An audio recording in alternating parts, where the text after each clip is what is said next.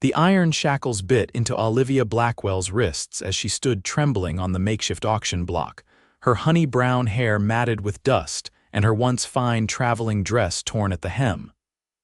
Laramie, Wyoming Territory, 1876. This wasn't where she had planned to end her journey west. The crowd of miners, drifters, and rough men gathered in the muddy street jeered and called out obscene suggestions that made her stomach turn. "500 for the Eastern lady," shouted the auctioneer, a greasy-haired man with tobacco-stained teeth. "Look at this fine specimen, gents. Educated too, so I hear. Perfect for companionship or whatever else you might fancy." Olivia fought back tears, determined not to give these men the satisfaction of seeing her break. 3 weeks ago, she had been traveling by stagecoach to meet her uncle in California after her parents' deaths had left her alone in Boston. The attack had been swift road agents who killed the driver and guard before discovering her. Instead of a quick death, they'd seen an opportunity for profit. 600, called a voice from the crowd. 7, shouted another. The sun beat down mercilessly as Olivia scanned the faces, searching for any hint of compassion. Her gaze landed on a tall figure at the back of the crowd. Unlike the others, he stood straight-backed and stone-faced, his eyes blue as a summer sky fixed on her with an intensity that made her breath catch. $800 for the lady, the auctioneer grinned. "Do I hear 9? "Those chains," the blue-eyed stranger called out, his voice carrying across the crowd as he stepped forward. "They're not legal, neither is this auction." The crowd parted as he approached, his boots kicked up dust with each deliberate step. He wore simple clothes, a faded blue shirt, worn denim pants, and a brown leather vest.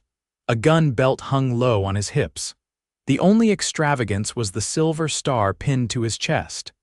"Now, Marshal Nash," the auctioneer said, his voice suddenly less confident.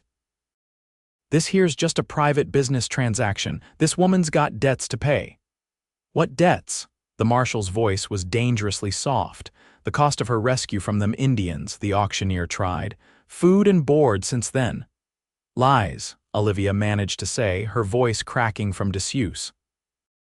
"They attacked my stagecoach, killed everyone else." The Marshal Nash nodded slightly. "Thought as much." He turned to address the crowd. "This auction's over. Anyone who doesn't clear out in the next minute answers to me." There were grumbles, but the crowd began to disperse. The territorial marshal's authority wasn't something to challenge lightly. "Wait," called a burly man from the front. "I already bid good money. You can't just." The marshal's hand moved to his gun, though he didn't draw. "I can and I am. Go home, Jenkins." The auctioneer began backing away, but Nash grabbed him by the collar. "Keys, now." With shaking hands, the man produced a small key. The marshal snatched it away and approached Olivia. As he reached for her shackled wrists, she flinched involuntarily. "I won't hurt you, madam," he said quietly, his voice gentler than she expected. Up close, she could see the faint lines around his eyes, the slight weathering of his face from years under the sun. He wasn't young, maybe 30 or so, but his hands were steady as he unlocked her chains. "Thank you," she whispered as the iron fell away, revealing raw, red marks on her wrists. "Isaac Nash," he said simply. "Territorial Marshal." He shrugged off his coat and placed it around her shoulders. "Olivia Blackwell," she replied, clutching the coat gratefully around herself. "I was traveling to San Francisco to live with my uncle when—" "You can tell me everything later," he interrupted, glancing around the street where several men still lingered, watching. "Right now, we need to get you somewhere safe." She nodded, suddenly aware of how weak her legs felt. When she swayed slightly, the marshal's hand caught her elbow, steadying her. "The doctor's place is close," he said. "He's got a wife who can help get you situated." As they walked down the muddy street, Olivia felt the stares of the townspeople. Some looked away guiltily when she met their eyes. Others watched with open curiosity. "Why did no one stop this?" she asked quietly. Marshal Nash's jaw tightened. "This town's changed. The silver strike brought in all sorts. Good folks are outnumbered these days. And you, are you outnumbered too?" His mouth quirked in a hint of a smile. Usually, but I make up for it by being particularly stubborn. The doctor's house was a tidy white building at the edge of town. A woman with kind eyes and gray-streaked hair opened the door before they even knocked. I saw the commotion from the window, she explained, ushering them inside. I've got water heating already, Mrs. Parker. This is Miss Blackwell, the marshal said. She's had a rough time. I can see that, Mrs. Parker said gently. Come, dear, let's get you cleaned up. Olivia turned to the marshal. How can I ever repay you? No need, he said, shifting uncomfortably under her grateful gaze. Just doing my job. He tipped his hat. I'll check on you tomorrow, Miss Blackwell. There's the matter of those men who took you. I aim to find them. After he left, Mrs. Parker led Olivia to a small bedroom and helped her bathe and change into a borrowed nightgown. The older woman tended to her wrists with a salve that smelled of herbs. The marshal, Olivia said hesitantly. He seems like a good man, Mrs. Parker smiled. He is. One of the few left in these parts. Came here 3 years ago when things started getting rough. Doesn't say much about his past, but rumor has it he rode with the Rangers in Texas before that. He risked a lot today, Olivia murmured. That's Isaac, Mrs. Parker said simply. Now rest. Doctor will check on you soon. Olivia sank into the clean sheets, her body aching but her mind racing. In the span of 3 weeks, she'd lost everything: her parents, her home, her dignity. Yet in the depths of her despair, a man with summer blue eyes had appeared like something from a storybook, breaking her chains and scattering her captors. For the first time since the stagecoach attack, Olivia Blackwell allowed herself to cry. Marshal Isaac Nash found the men 2 days later, camped in a gulch 15 miles outside of town. There were 4 of them, all wanted for various crimes across 3 territories. The fight was brief but violent. He brought back 3 prisoners and 1 body draped over a saddle. When he returned to Laramie, dusty and sporting a bullet graze on his arm, his first stop was the doctor's house. He found Olivia sitting on the porch, dressed in a simple blue dress that Mrs. Parker must have lent her. Her hair was neatly braided, and some color had returned to her cheeks. "Marshal," she said, rising to her feet, "you're injured." "It's nothing," he said, suddenly self-conscious about his disheveled appearance. "How are you faring?" "Better," she said. "Thanks to you." An awkward silence fell between them. "I caught the men who took you," he finally said. "They won't hurt anyone else." Relief washed over her face. "Thank you, I was so afraid they might return." "No chance of that now." He shifted his weight. "Miss Blackwell, I've been thinking about your situation. Have you managed to contact your uncle?" Her expression clouded. "I sent a telegram yesterday. The reply came this morning." She twisted her hands together. "My uncle passed away 3 months ago, influenza." Isaac frowned. "I'm sorry to hear that. Do you have other family?" She shook her head. "None that I know of. My father was an only child except for my uncle, and my mother's family disowned her when she married him." "What will you do now?" "I don't know," she admitted. "I have some money sewn into my traveling dress, not much, but perhaps enough for a stage ticket somewhere. I could find work as a teacher or companion." Isaac hesitated, then squared his shoulders as if preparing for battle. "Miss Blackwell, I have a proposition for you, not a proper one, I'm afraid, but a practical one." She raised her eyebrows but didn't speak. "There's talk in town," he continued. "About you, about why I was so quick to intervene at that auction. Some are saying I had prior knowledge of you." "That's ridiculous," she protested. "We never met before that day." "I know that and you know that, but mud sticks, Miss Blackwell, especially to a woman alone." He removed his hat and held it in his hands. "There's also the matter of those men's friends. They have associates who might not take kindly to what happened." Understanding dawned in her eyes. "You think I'm still in danger?" "I think you might be. And I think your reputation in town is already compromised through no fault of your own." He took a deep breath. "I'm proposing marriage, Miss Blackwell." She stared at him, speechless. "A marriage of convenience," he hastened to add. "I have a small house outside town. It's not much, but it's private and defensible. You'd have your own room, of course. I'm gone most days on patrol. In return for the protection of my name and home, you could keep house. You want to marry me, she finally managed. A complete stranger, I want to protect you, he corrected. Marriage is the simplest way to do that. And if I refuse, then I'll escort you wherever you wish to go, he said simply, but I can't guarantee your safety beyond the territorial line. Olivia studied his face. There was no deceit there, no hidden agenda she could detect. Just a straightforward offer from a man who seemed constitutionally incapable of leaving someone in danger. May I think about it? She asked. He nodded, replacing his hat. Of course, I'll come back tomorrow for your answer. As he turned to leave, she called after him. Marshal Nash. Why would you do this for me? He paused, his back to her. Because it's the right thing to do. Then he walked away, his shoulders straight despite his obvious exhaustion. That night, Olivia lay awake considering her options. She was truly alone in the world now.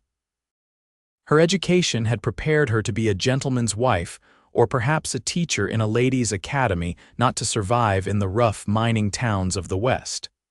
The money she had would last a month, perhaps two. And then there was the Marshal himself. He was not what she had expected to find in this wild country, a man of principle, willing to risk himself for a stranger. There was a quietness to him that spoke of depth, of thoughts kept private. By morning, she had made her decision. Isaac returned as promised, freshly shaved and wearing a clean shirt despite the bandage visible beneath his sleeve. He stood awkwardly in the Parkers' parlor as Olivia entered. I've considered your offer, Marshal Nash, she said formally. And his expression revealed nothing. I accept with conditions. His eyebrows rose slightly. Name them. First, this arrangement lasts 1 year. After that, if either of us wishes to dissolve it, we will part amicably, he nodded. Fair enough. Second, while I understand this is not a conventional marriage, I expect honesty between us. No secrets that might affect my safety. Agreed. Third, I will keep house as you suggested, but I would also like to establish a small school for the children in town. I was trained as a teacher. A flicker of surprise crossed his face. The town could use a proper school, I've no objection. Then, she said, extending her hand formally, we have an agreement. Instead of shaking her hand, he took it gently in his and brushed his lips across her knuckles in an unexpectedly gallant gesture. We do, Miss Blackwell. The wedding took place the following day. The Parkers stood as witnesses while the town's judge performed a brief ceremony in his office. Olivia wore the blue dress Mrs. Parker had given her. Isaac wore his usual clothes but with a fresh bandana at his neck. He had produced simple gold bands from somewhere, though he made no mention of their origin. I now pronounce you man and wife, the judge declared. You may kiss your bride, Marshal. Isaac hesitated, then leaned forward and pressed a chaste kiss to Olivia's cheek. His lips were warm and slightly rough, and she caught the clean scent of soap and leather. They rode to his home in silence, Olivia seated before him on his horse. The house came into view as they crested a small rise, a sturdy log cabin with a covered porch, set back against a stand of pines with a clear view of the approaching trail. A small barn stood nearby, and a corral held a second horse that nickered at their approach. It's not much, Isaac said as he helped her down, but it's solid, no leaks even in the worst storms. It's lovely, Olivia said honestly. After weeks of captivity and uncertainty, the neat cabin looked like paradise. Inside was simple but clean. A main room with a stone fireplace, a kitchen area with a cast iron stove, a small bedroom visible through a doorway. Bookshelves lined one wall, filled with volumes that surprised her: history, law, even some poetry. You read Tennyson? She asked, running her finger along the spine of a well-worn book. A faint flush colored his cheeks. When there's time. He showed her to the bedroom. This is yours, I'll sleep in the main room. But this is your bed, she protested. I can't take, you can and you will, he said firmly. I've slept in worse places than my own floor. That first night, Olivia lay awake listening to the unfamiliar sounds, the creak of the cabin settling, the distant howl of coyotes, the soft movements of Isaac making his bed by the fire. It was strange to think that just days ago she had been in chains, expecting the worst kind of fate. Now she was married at least in name to the man who had saved her. The days fell into a pattern. Isaac would rise before dawn, make coffee, and leave for his rounds. Olivia would tend to the house, then walk into town to the small building the town council had agreed to let her use as a schoolroom. In the evenings, Isaac would return, sometimes with game for their dinner. They would eat together, talking little at first but gradually sharing more. She learned he had indeed been a Texas Ranger, had fought in the war with Mexico, had lost a brother at Gettysburg. He spoke little of himself but listened intently when she told him of Boston, of her parents, of the books she loved. A month passed, then two. Summer blazed across the Wyoming territory, turning the grass golden. Olivia's school grew from 3 students to 12. The town began to accept her presence, though she noted some women still watched her with suspicion when she entered the general store. One evening in late August, Isaac returned with a split lip and bruised knuckles. He said nothing as he hung his hat and gun belt, but his movements were stiff. "What happened?" Olivia asked, setting down the shirt she was mending. "Nothing that concerns you." "Your injuries concern me," she countered.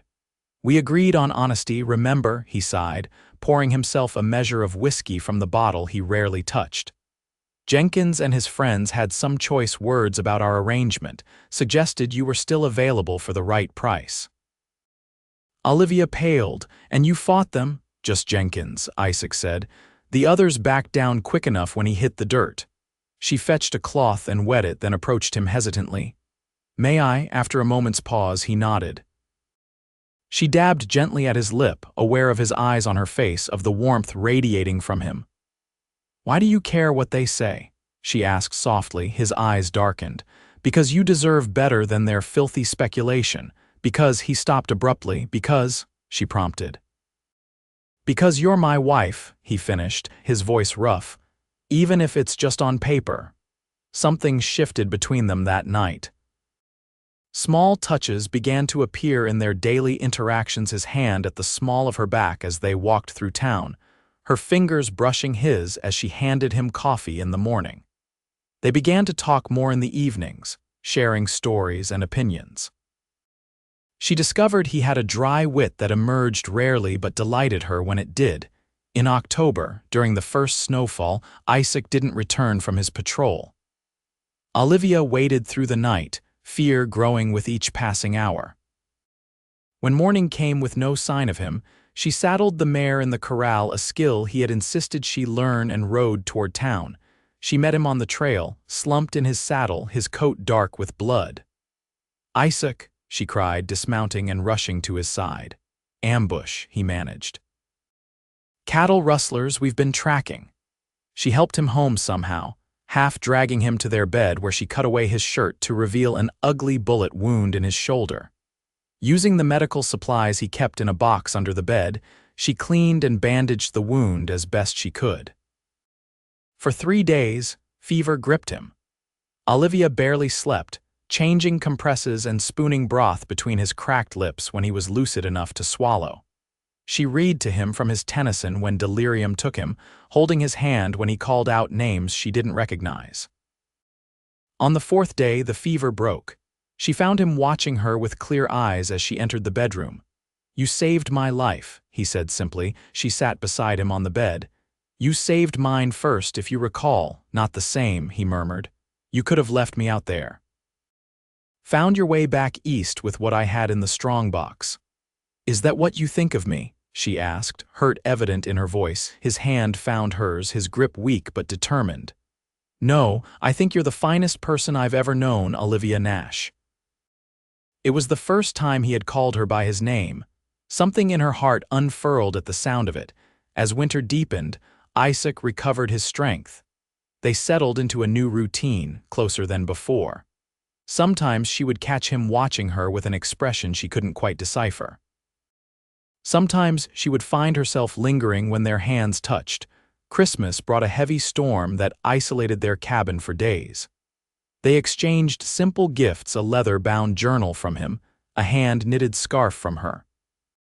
That night, as wind howled around the cabin corners, Isaac stoked the fire higher than usual. "Dance with me," he said suddenly, extending his hand. "There's no music," she pointed out, though she was already rising from her chair. "We'll make our own," he replied, drawing her into his arms.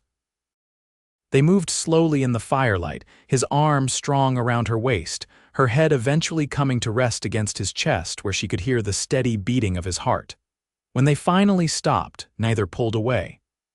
"Olivia," he said, her name like a prayer on his lips. "I need to tell you something." She looked up at him, hope and fear mingling in her chest.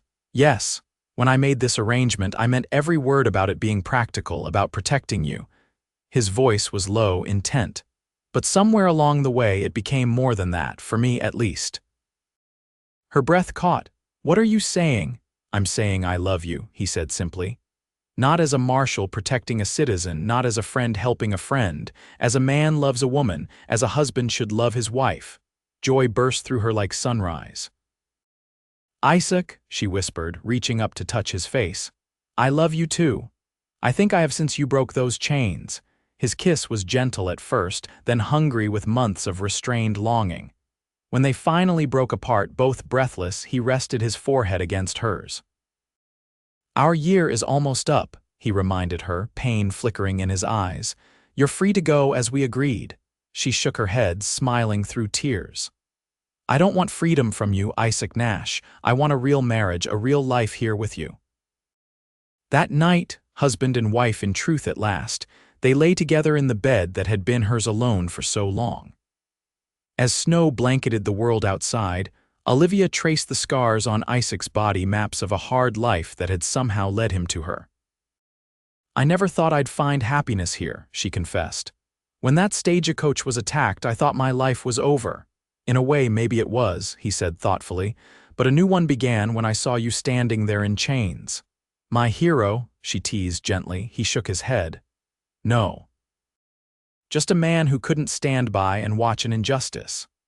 "My husband," she amended, kissing him softly. Spring came early that year, turning the hills green almost overnight. Olivia's school had grown to 20 students and the town council had voted to pay her a proper salary. Isaac's territory had been expanded, requiring longer patrols, but he always returned to her with the same look of wonder in his eyes. As if he couldn't quite believe she would be waiting on the anniversary of their wedding, he took her riding to a meadow filled with wildflowers. They picnicked beneath a cottonwood tree, talking and laughing as clouds drifted overhead. "I have something for you," Isaac said, reaching into his pocket. He produced a silver ring set with a small sapphire. "I wanted to give you a proper engagement ring. Better late than never, I suppose." Tears filled her eyes as he slipped it onto her finger alongside the simple gold band. "It's beautiful." "Not as beautiful as you," he said, pulling her close.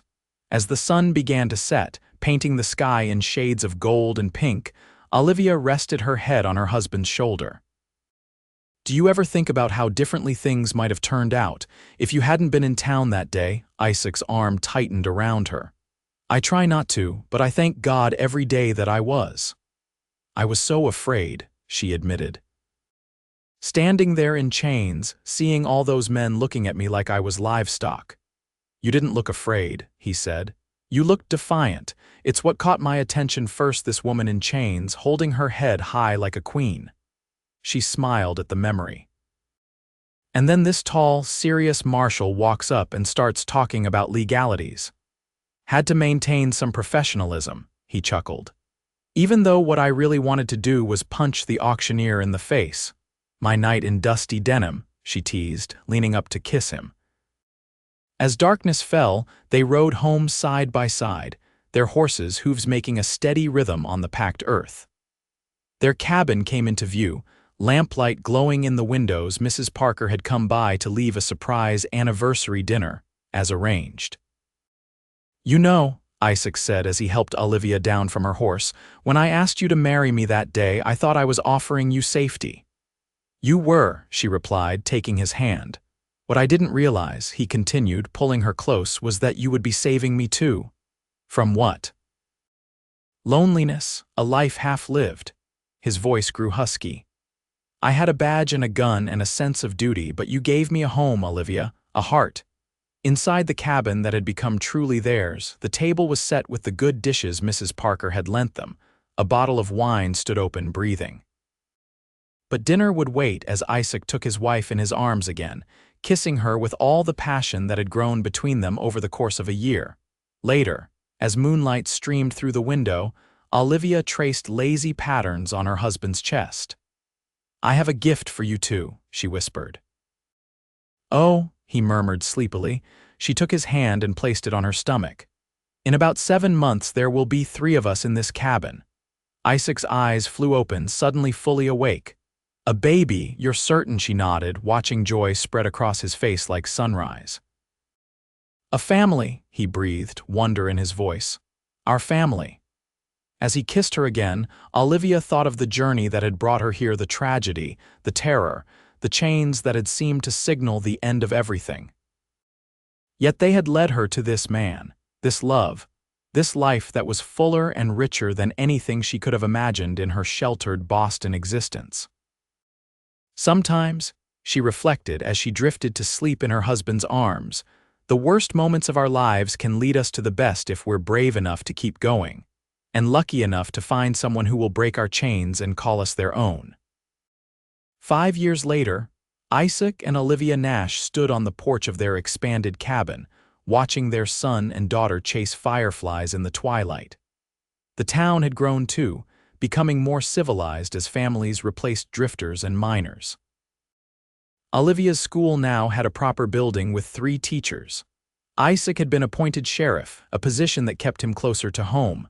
"Thinking about that auction block again?" Isaac asked softly, noticing the distant look in his wife's eyes. She smiled up at him. "How did you know?"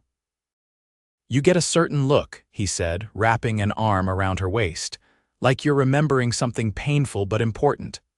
"I was thinking about chains," she admitted. "How sometimes we don't even realize we're wearing them until someone breaks them for us." He kissed her temple. "You broke plenty of mine too, you know." Their children's laughter rang out across the yard, a sound that never failed to make Olivia's heart swell with gratitude. From captive to teacher, from reluctant bride to beloved wife and mother, her journey had been unlikely but perfect in its way. "I love you, Isaac Nash," she said, turning in his arms. "And I love you, Olivia Nash," he replied, his summer blue eyes still looking at her the same way they had that first day, with recognition of something rare and precious. "Until the end of my days."